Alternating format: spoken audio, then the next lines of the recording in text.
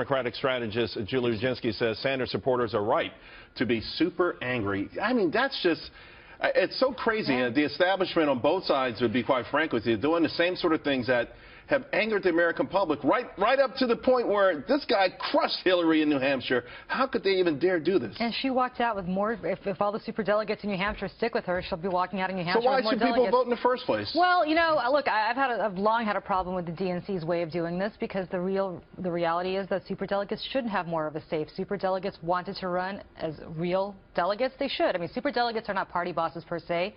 They're members of Congress. They're other elected officials. They're not party bosses. They're people elected by the people.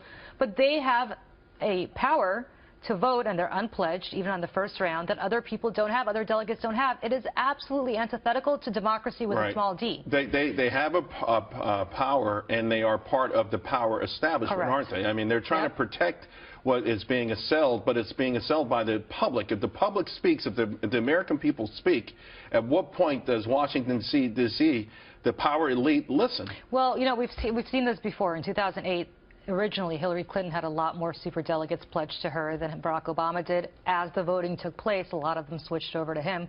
So, look, they're mostly elected officials. They all understand that they have to go with the flow. They have to go with where the voters want, because it's the same voters who are ultimately going to vote for them. So if you're a superdelegate who right now is supporting candidate A, but your state and your district overwhelmingly votes for candidate B, you're not suicidal. You're probably going to vote for candidate B as well, because that's where your voters are going. But initially they've already pledged these to Hillary. They're not pledged. They're not actually pledged. They're supported. They have said they're going to support her. Once they get to the convention, they can do whatever they want. And a lot of times, you saw this in 2008, they flipped over to Barack Obama, even when they were originally not pledged per se, but when they originally agreed to support Hillary. Julie, what do you make of the sound we saw of Hillary just now in Nevada? It seemed sad. I don't think it's sad. Look, she has traditionally always said that she has her campaign beliefs. They have a firewall among minority voters, among African-American and Latino voters. Nevada will begin to tell the tale. South Carolina, a few days later, will begin to tell the tale. It did feel a little bit like, not groveling, but like she was defeated. It was almost like, come on, guys, give it to me. Help me out. It's, you know, a state that she was winning by double digits, and now it's in play.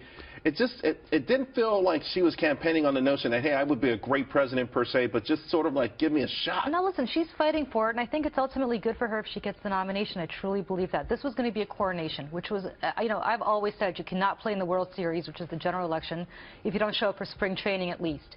This, to whoever the nominee is the regular season, and that's best for whoever then. Speaking of which, Donald Trump was on